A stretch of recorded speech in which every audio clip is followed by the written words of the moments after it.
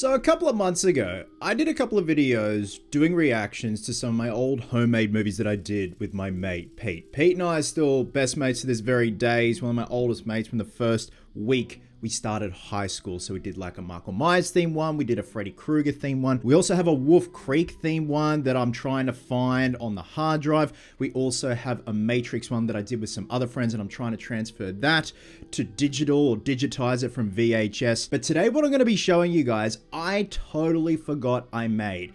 This is like back in 2003/2004. I have 4 little clips, Elm Street themed clips that I made pretty much by myself, sans the help of my parents for a few shots where we needed to go handheld and I couldn't do it on my own.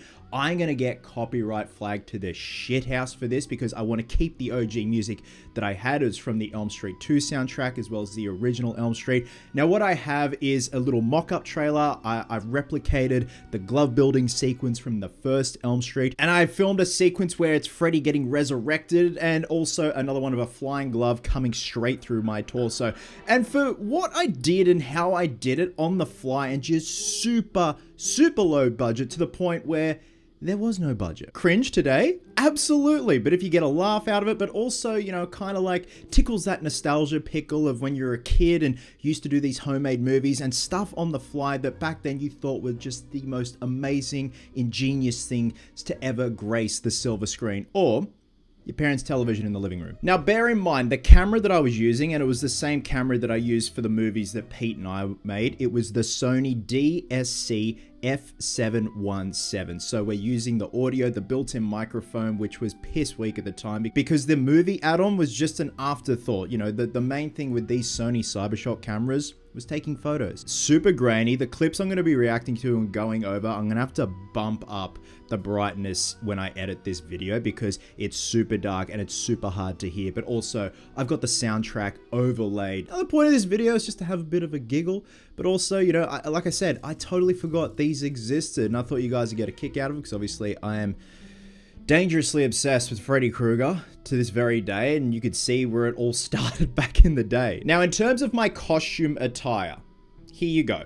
Now, the sweater that I'm wearing was from Vinnie's, some Vincent de Paul, Salvation Army, whatever you want to call it, and originally it was just a plain red sweater. As you can see, I've spray painted on the green stripes, and you can see a crest on the chest. It looks like a bee or something. This is the closest I can find. In terms of like the weave and the stitch and the pattern, it was pretty close to a Freddy Krueger sweater, but it just had that bloody crest there, and I didn't care. I just needed something that I could spray paint the green stripes on. In terms of the fedora, that came from David Jones, which is a department store here in Australia at my local Westfield, and I took the ribbon off, and it was pretty close to a part 3, part 4 fedora. It was just a little bit small on the brim, but hey, it worked for me. Now, when it comes to the mask, I made this mask, and not knowing back then how to properly mold and cast, my idea of molding was you sculpt your piece and you just coat the entire piece with layers of latex and peel it off, and that's your casting, that's your mask. Not knowing to actually properly do a plaster cast, pour your latex into me, that seemed fine, and I glued all the edges around my mouth and eyes and blended it in with paint, and I had braces, and it was great. Like, it looked $1 trillion. Kevin Yeager, eat your fucking heart out. And now the main 2 gloves that I was using, when it came to the part 1 glove for the build sequence, I don't think it's this exact glove, but similar. Because the glove that I use in the build sequence is coated with layers of brown paint. But this glove here has shoe polish on it. That's when the whole shoe polish thing started from, you know, with custom collectibles and all that. It started with making gloves, you know, trying to color the copper, the brass, the leather, staining the leather gloves. But also I use this glove here. This is my part 6 glove that I made way back in the day. The blades are galvanized iron, and it was just an all brass armature because at the time I was just lazy and just wanted to make the whole thing out of brass instead of copper and brass. Now, also on the hard drive, I found an old sales page from my old website, Killer Right Hand Productions. So I started out as Killer Right Hand, then Horror FX, and then went on to cosplay Chris. But this is from the sales page of my website. And it was like, remember like freewebs.com or Tripod, all that shit, the old free websites, hosting websites where you'd have to code and all that. And it was just fucking hell, like, it was crazy times. It was like the Wild West. The Boogeyman Glove. Straight from the bowels of the boiler room comes this instrument of evil. The Boogeyman Glove is a sturdy glove based on the first film featuring our favorite Psycho Sandman. The features of this glove include long, slender, skeletal fingers with shaped and contoured backplate. Good English, Chris. Curved blades made from galvanized iron, ultra-fine solder seams, and a hand-dyed leather glove with a custom-made ball and clasp at the wrist. An all-round sturdy glove made from brass and held together with rivets. This glove is truly what nightmares are made of. $80 plus shipping and handling. Not bad. It's a bargain. Keep in mind, you were buying a glove from a 15-year-old. And I sold a lot of them. It was crazy. So the first one we're going to be watching is called Flying Glove. And title says it all. It's Freddy's glove, flies off his hand and goes straight into my back. I obviously play Freddy, and you can also see my beautiful editing skills on display here. And this is the backyard of Mum and Dad's place, where you probably recognize it from a lot of cosplay videos from the Cosplay Chris channel. And also I'm about to get copyright ding, so that's fun, but let's check this out.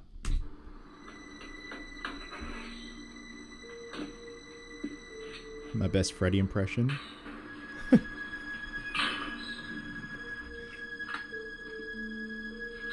Glove flies off.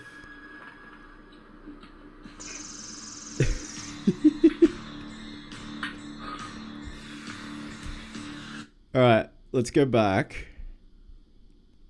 I think I got the posture down right. I think Rob would be proud.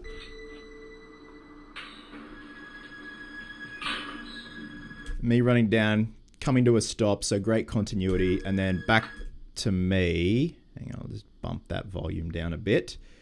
And then there's shot of me. I think Mum filmed this one. Hold my hand up, and Dad was at the other end with fishing wire on the glove and pulled the glove off. Like the glove was just resting on my hand. It wasn't properly secured on my hand. Flies off. And again, that was just on fishing wire, just stringing it past the camera. Now, when it came to the rig that... Actually, hang on. So, I stopped right there, and then I got the rig, which was galvanized blades soldered onto a galvanized plate that would go through my shirt and kind of, you know, go through the holes and then sit there on the shirt against my torso, and it had it strapped under me. So I quickly, very quickly, tried to keep that pose as well, put it through, do all the blood, and then hit record again, and then do the reaction. And I had blood in my mouth, and I'm like... Bleh. I don't know what that noise was. I think I hit, like, the backyard chair or something. Next up, this is a trailer for my film A Nightmare on Elm Street 7, The Dream Demon, or Dream Demon. This is super fucking lazy, but again, I totally forgot this existed, and utilizing copyrighted music from Nightmare on Elm Street 3, I'm gonna say. Anyway, enjoy. Oh yes, I also own New Line Cinema, and I remember at one point I had Modern Line Cinema. A CJ Stanley production. He's been given a second chance. Again, editing's on point. Don't even cut out the front where I bend down. I'm just like, fuck it, just use the whole clip.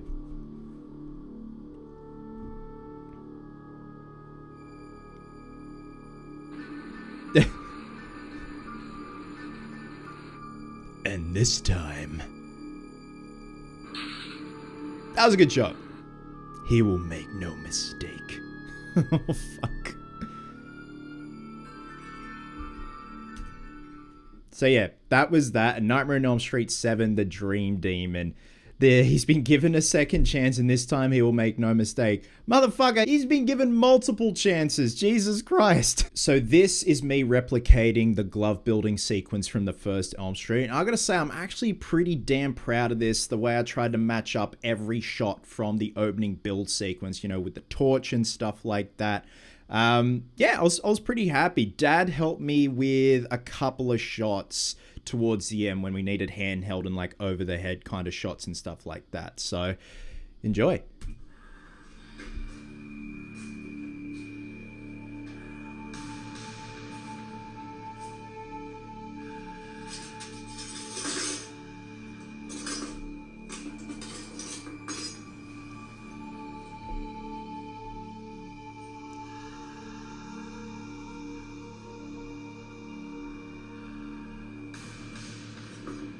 Cutting the glove.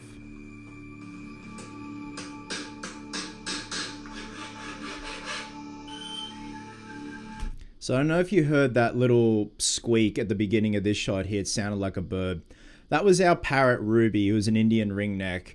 Ruby was 20-something years old, and Ruby unfortunately passed away a couple of months ago, actually. So yeah, Ruby was a veteran in the family. He was such an awesome parrot.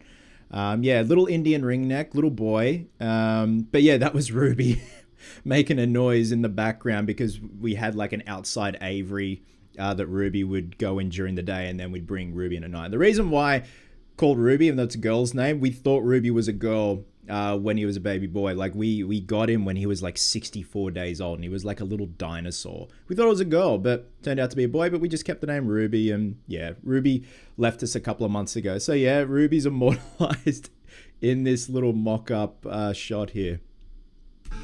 And also, yeah, I used to use a pen torch as well back in the day, and even though you see in the back there, that's an actual propane tank, but it was an old school one, and it didn't really generate enough heat. It was like what you see sushi chefs blast salmon with, like for sashimi and stuff like that.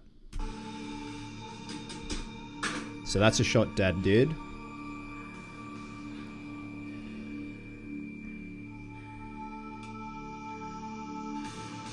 I did pretty good matching them up.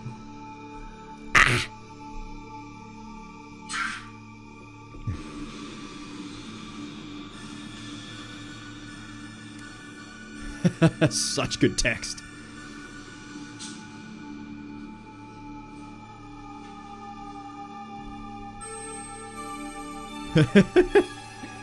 Fred Krueger. Hey, on your dad.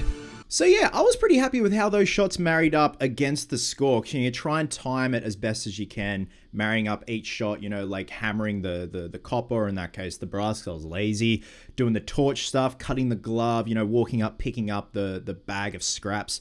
So I was pretty bloody happy with that. Again, with that dodgy ass sweater. Now this final one is just called Opening Scene, and this is Freddy getting resurrected, and it's like a throwback to A Nightmare on Elm Street 4 when Freddy gets resurrected, when Kincaid's dog Jason pisses on him and parts of him just move back together. So it has the costume all laid out on the garage floor, and like he inflates again and my hand comes through, and again, just on the fly, I thought it was a bit of fun. Now, I'm pretty sure this is from Elm Street 2, this score I'm using. So I'm going to get dinged by Charles Bernstein, Christopher Young, Angela Bamblamenti. It's great. I'm going to get fucked on this one. Modern Line Cinema. There you go.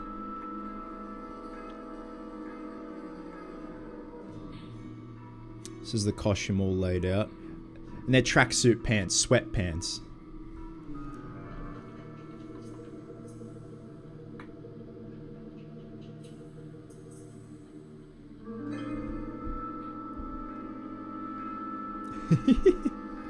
So that inflatable thing inside the sweater I got from the Easter show in a show bag. It was this dude here, this inflatable dude that you see in the background of this glove video.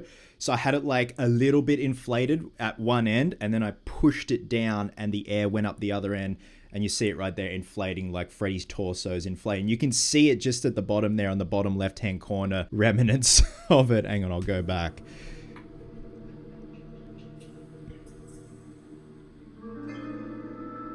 There you go, there he is. And then I just threaded my leg through. My hand coming through with a latex glove on I made. Like Elm Street 4. And the glove. Hear my breathing. Elm Street 4.